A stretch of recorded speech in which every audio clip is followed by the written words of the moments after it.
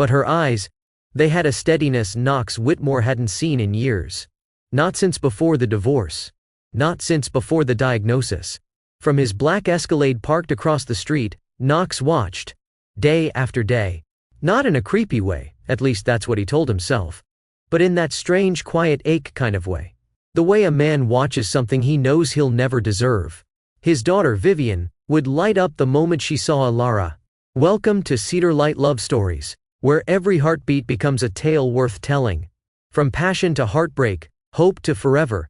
Our stories shine a gentle light on love in all its colors. Don't just watch, feel, dream, and fall in love again. Subscribe now, and let the stories embrace you. One Friday, Alara crouched by the playground gate as Vivian threw her arms around her neck like she'd just come home from war. And then Vivian said something that changed everything.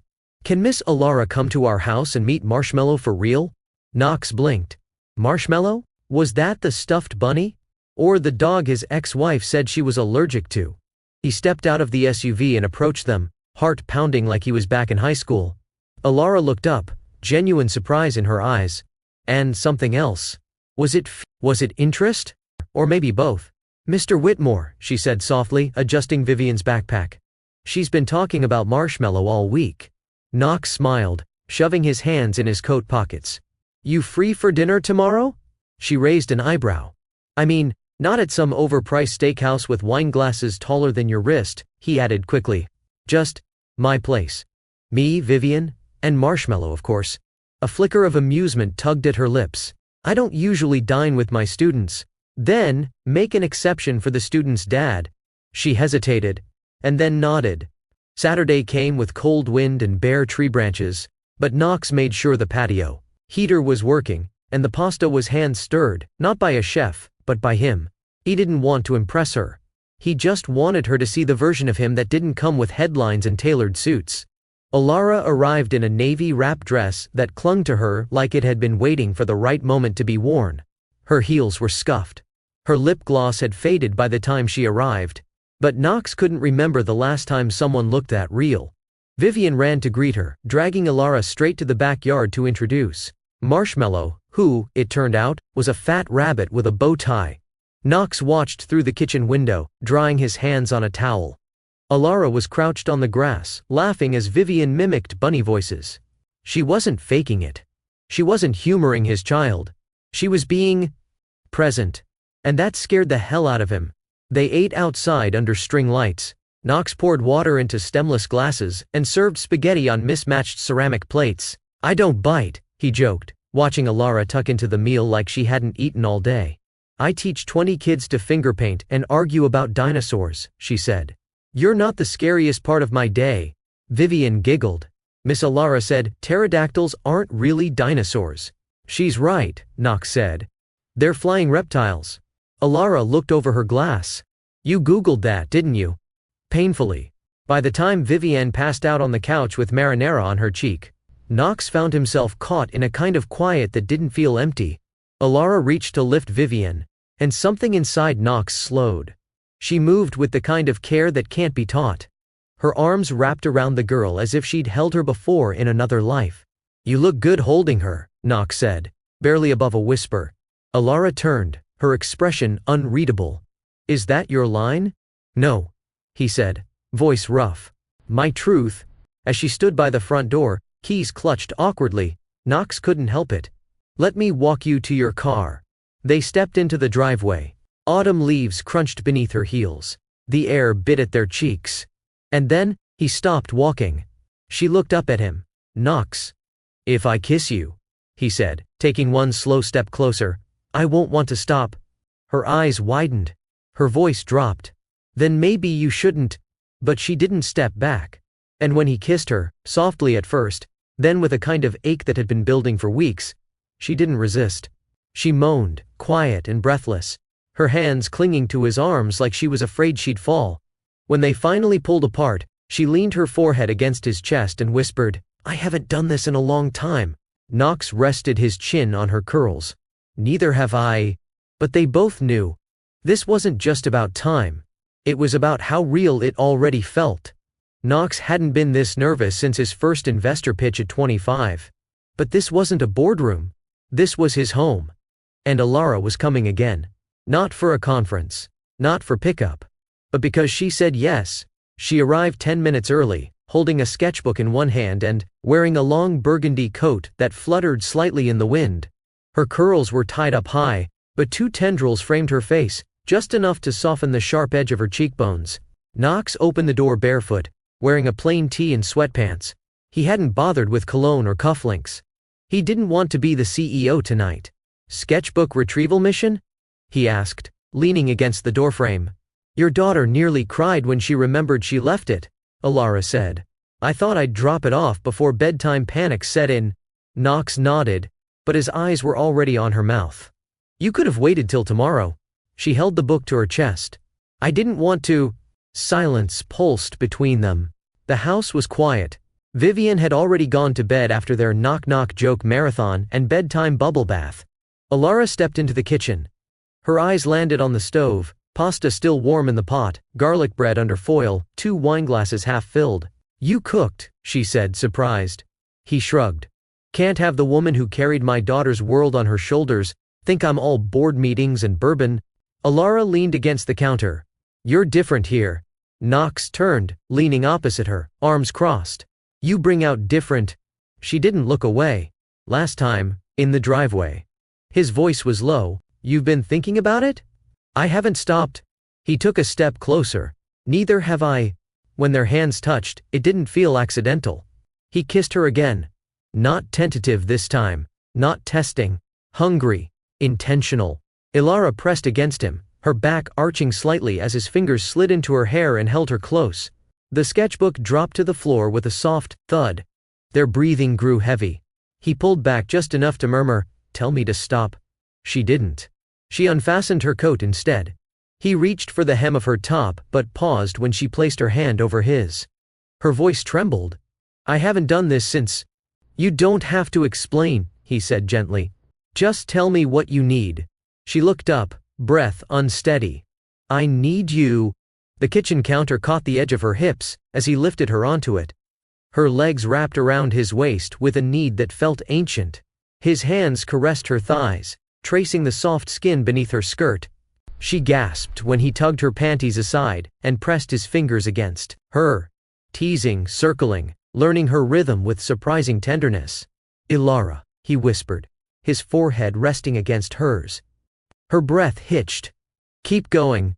She reached for his waistband, tugging down his sweats until they fell to the floor. His towel had slipped on its own earlier, and now he stood before her, bare, glistening from the earlier shower, eyes darkened with restraint. He pressed his palm over her chest, feeling her racing heartbeat beneath his fingertips. "I don't want to rush," he said. "You won't." She guided him in slowly. They both gasped at the first stretch. Alara clutched the back of his neck, holding him close as he began to move. Not fast, not hard, but deep, measured, sincere. Each thrust was matched with her breath, each breath with her whisper. Their bodies moved like they'd done this before in dreams neither dared admit. "K. Knox," she stammered, eyes fluttering. He stilled inside her. "Say it again." "Knox," she moaned, louder this time. He kissed her shoulder, then her collarbone, then her lips, open and wet. Her body tightened around him as the pleasure built, slow and molten. When she came, she gripped his back like she never wanted to let go. He followed seconds later, groaning into her neck as if the release had cracked something open inside him. They didn't speak for a while. He helped her down, held her while she caught her breath. She didn't rush to get dressed. He ran his fingers through her curls, resting his cheek against her temple. She whispered, "I wasn't supposed to feel this way." He didn't answer. He didn't have to. The truth had already been written in the way she clung to him, and the way he breathed her name like a promise. Knox didn't expect her to show up that evening. He had just stepped out of the shower, hair damp, towel riding low. On his hips, steam still trailing behind him when the doorbell rang. He opened it expecting his assistant, or maybe a courier. Instead, it was her. Alara stood in the doorway, holding the forgotten sketchbook from Vivian's cubby. Her gaze dropped the second she saw him. Then it rose, too slowly. She tried to speak. "Viv left this." "I was going to get it tomorrow," Knox said, his voice low. "I know." she said quietly. "But I didn't come just for this." He didn't ask why. He already knew. Alara stepped into the foyer like someone stepping across a line she'd warned herself not to cross. Her eyes scanned the space: mahogany floor, dimmed lights, a glass of whiskey untouched on the kitchen counter. Knox closed the door behind her, never taking his eyes off her.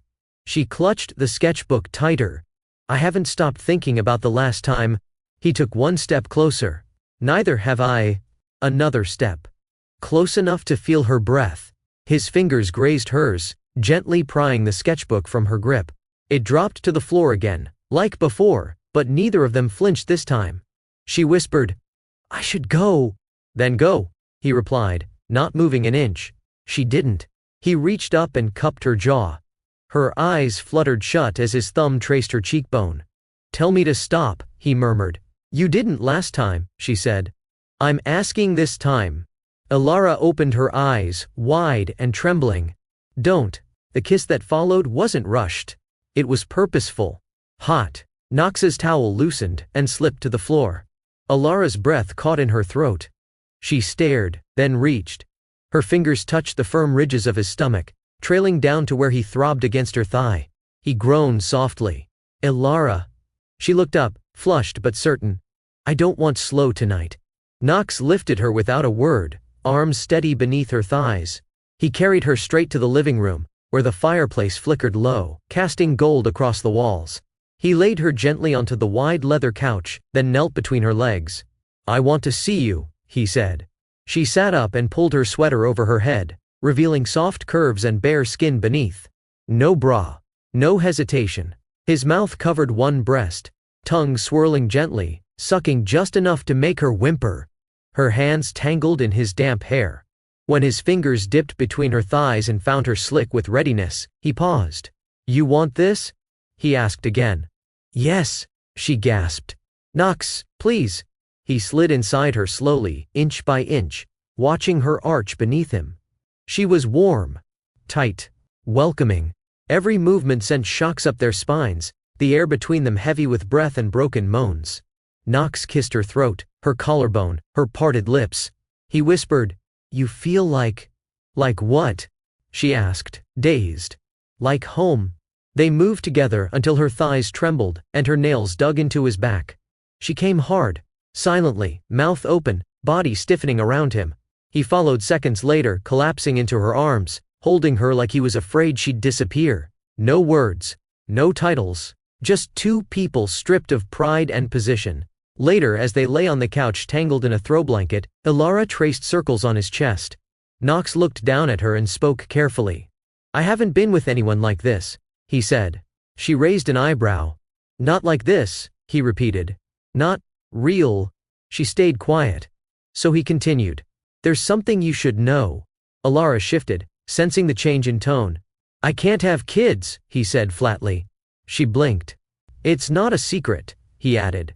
"Just something people assume makes me less of a man." Alara frowned. "Is that what you think?" Knox turned toward her, gaze serious. "I don't know what I think, but I know you make me forget to care." She touched his face. "Vivian's not your blood?" "No," he said. "She's from my ex-wife's previous marriage, but she's mine." Alara smiled gently. "You love her like she came from your ribs." "She did," Knox whispered. "Just not the way people expect." Alara leaned in and kissed him. Soft, slow, grateful. And that night, as they lay wrapped in each other, no one said the word love. But it echoed louder than anything else. The morning after their second night together, the sunlight bled softly through the linen curtains in Knox's bedroom. Alara lay half asleep, tucked under his arm, her bare back curved into his chest. Her skin still hummed from the hours before, when he had kissed her like a man starved for answers, and touched her like her body held them. Knox, already awake, watched the way her breath steadied in sleep. There was no makeup on her face. No performative smile. Just Alara, honest, soft, unaware of her effect on him. He had always known numbers, but nothing in his portfolio explained the way his world shifted around her. He reached for the nightstand drawer. The velvet box was already there. She stirred as he sat up, the sheets falling slightly from her shoulder. "Is Viv awake?" she murmured, eyes still closed. She stayed with her aunt last night, Knox said. Alara smiled sleepily. Smart move. He swallowed, heart suddenly hammering harder than it had in any boardroom. Ilara, he said, voice tight. I know this is sudden. I know we're barely at the beginning. Her eyes opened now, alert.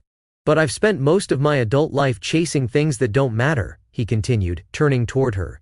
And last night, for the first time, I stopped chasing. She sat up, confused. Then he pulled out the box. Her breath caught. Alara Vance, he said. I'm not promising ease. I'm not offering safety. I'm offering the unknown, with me. He opened the box. The diamond gleamed against the black velvet. But Ilara didn't. Her face didn't change. Not in awe, not in joy. She looked cornered. She began, her voice barely audible. Knox, I don't know what to say. Say yes, he said quietly. She glanced at the ring, then back at him. I can't, she whispered. Knox blinked. Can't what? I can't marry someone I'm still afraid of. He frowned. Afraid of? She clutched the blanket tighter around her chest. You live in a world I don't understand. You make decisions in rooms I've never walked into. I invited you in, yeah. But that doesn't mean I belong. He stared at her, jaw tight. You think you're just a preschool teacher? He asked slowly. She nodded. Yes, I do. And you're everything else. Your power and control and press releases and private jets. I don't even know which fork to use at your foundation dinners. Knox leaned forward. You think this ring is about status? I think it's about control, she said, eyes watering now. I think you're scared of being alone. And maybe I'm just convenient. His shoulders went rigid. You think I'd marry out of convenience? She looked down. I don't know. He shut the box. The click was louder than anything else in the room. You know what hurts? He asked, voice now flat. What? That you believe I want you out of need, not love. She bit her lip, breathing shaky. Do you? He didn't answer. And that silence crushed something between them. Ilara stood and gathered her dress from the floor, her back turned as she slid it over her head. When she turned around, the woman who stood there wasn't the one who had cried his name the night before. She was composed now, guarded. Thank you for last night, she said softly. Knox didn't move. She walked to the door barefoot, holding her heels in one hand. The velvet box remained on the bed, untouched. The press got wind of it faster than either of them expected. By Tuesday, the headlines were everywhere. Whitmore mystery woman walks out of proposal preschool teacher or gold digger. CEO rejected, love or lust. Ilara returned to school trying to disappear. But it's hard to disappear when the mothers whisper in circles, and the fathers raise their eyebrows in quiet judgment. She was in his house? Overnight? I heard she turned him down. That's rich. She's not even married. And she holds children for a living? Then came the cruelest one. Well, if I couldn't have kids, I guess I'd cling to anything too. Ilara stood frozen by the supply closet when she heard that. Her hands clenched around the markers she had come to retrieve. The bell rang. The kids filed in, and she smiled like her world wasn't crumbling. That night, as she unzipped her boots at the door, a firm knock hit the frame. She didn't have to check the peephole. She knew. When she opened the door, Knox stood there. No coat. No security detail. No driver. Just him. His eyes were darker than usual. Not angry. But volcanic. You think I'll let them talk about you like that? He asked, voice low. She stepped back. You've done enough, Knox. No, he said, stepping inside. I haven't. He stopped in the middle of her living room.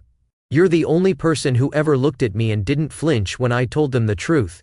Ilara froze. I told you I'm infertile, he said, voice shaking. And you didn't run. Until I asked you to stay. She wrapped her arms around herself.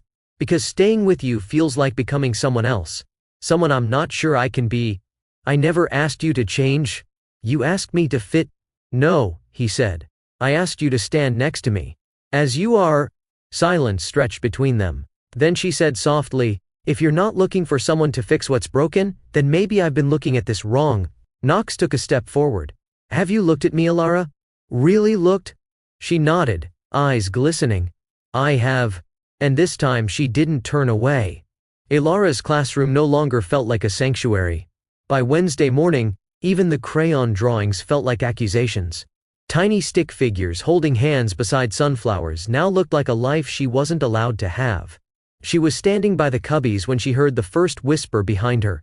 She turned him down, and now she's here pretending to be normal? Who does that to a man like him? She must be hiding something. Ilara turned, only to see two mothers pretending to look at the bulletin board. Their smiles faltered when she caught their eyes. She nodded politely and walked away. The real blow came during pickup. A little boy tripped on the sidewalk, scraping his knee. Ilara knelt immediately, pulling tissues from her cardigan pocket. As she cleaned the wound, the boy's mother rushed over. "I've got it," she said briskly, snatching her son away. Ilara stood slowly, blinking. The woman didn't say thank you. Just scooped her child up and muttered, "We don't need charity care." It wasn't just about the knee. It was about everything. Ilara turned back toward the school doors, chest tight. She made it inside, locked herself in the supply closet, and stood in the dark. She didn't cry. Not yet. Her phone buzzed twice that evening. Knox Whitmore. She didn't answer. The next buzz came 10 minutes later. "Call me back. Now." Still, she said nothing. She was halfway through reheating soup when the knock came. Firm. Sharp. Familiar. She froze. Another knock. Then his voice, muffled but steady. "Ilara, open the door." She hesitated, then cracked it open.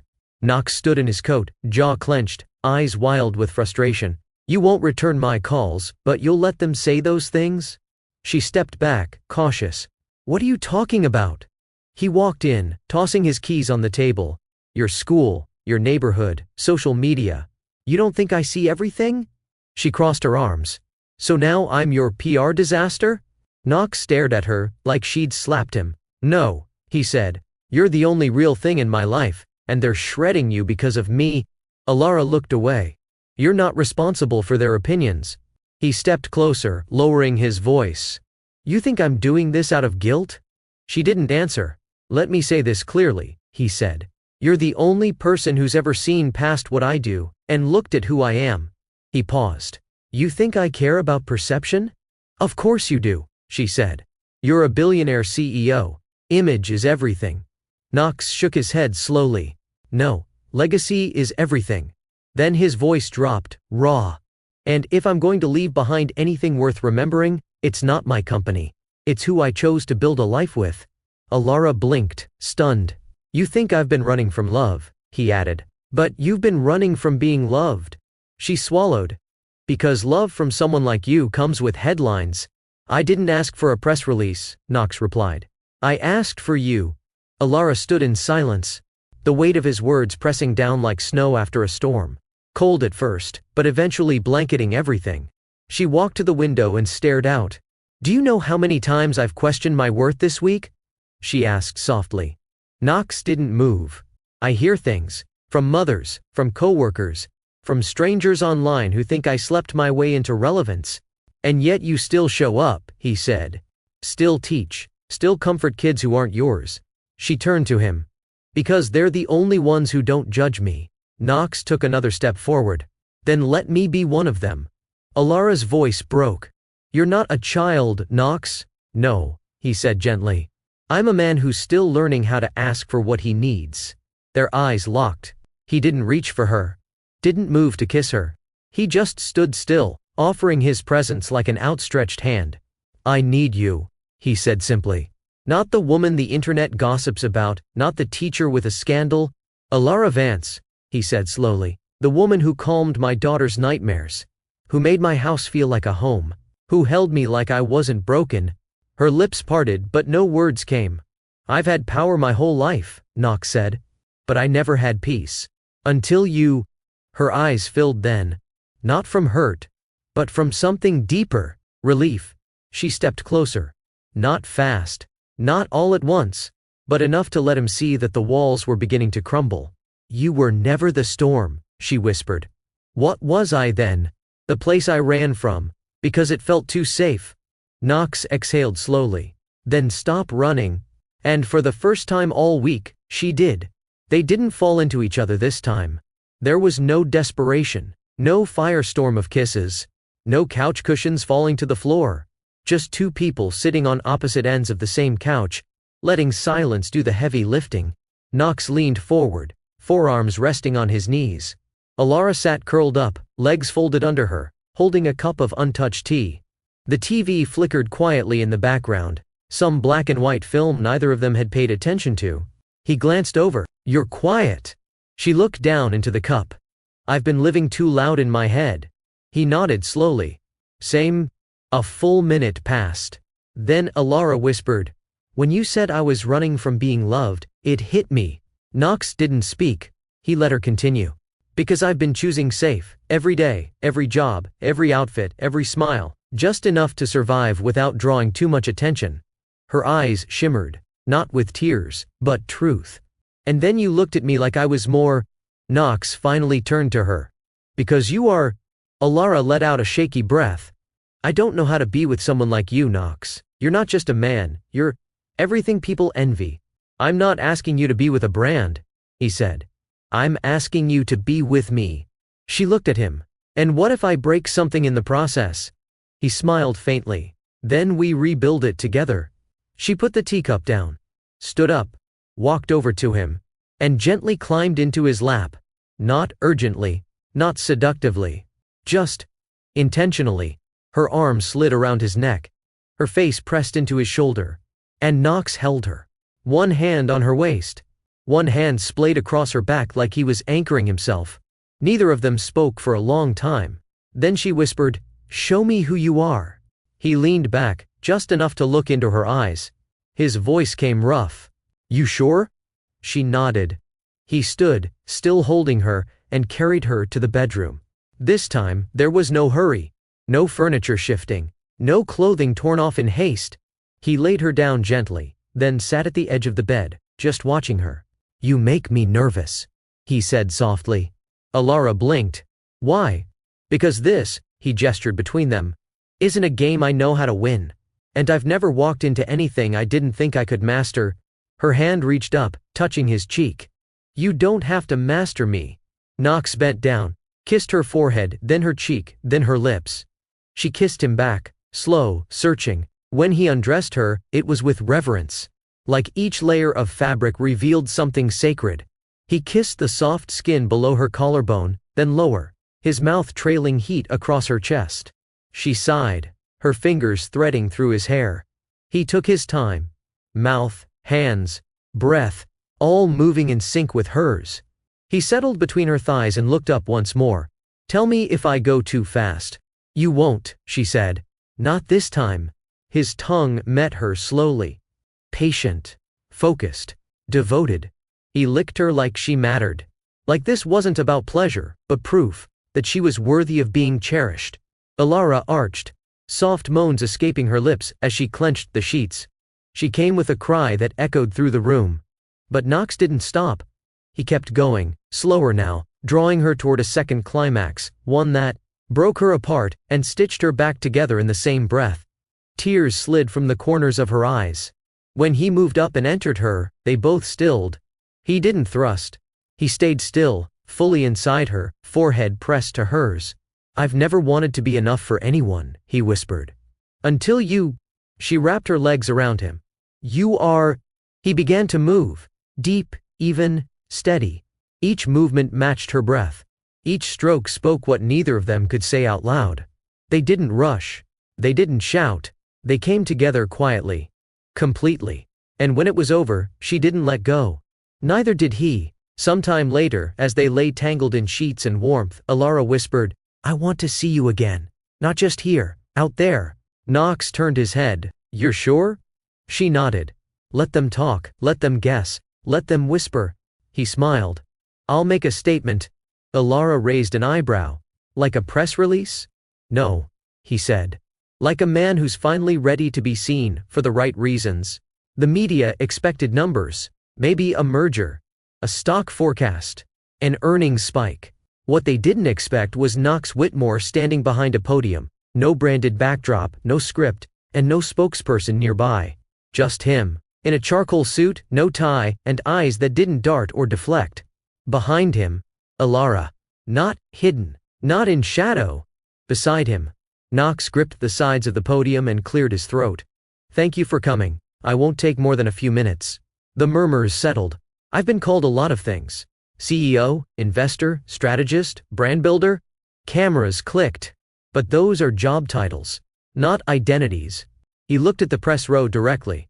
"I've also been called sterile, barren, unfit to carry on a legacy." "That one's my favorite." Nervous laughter from the back. He didn't smile. "I'm infertile. That's not a scandal, it's a fact." Pens paused. Hands froze over keyboards.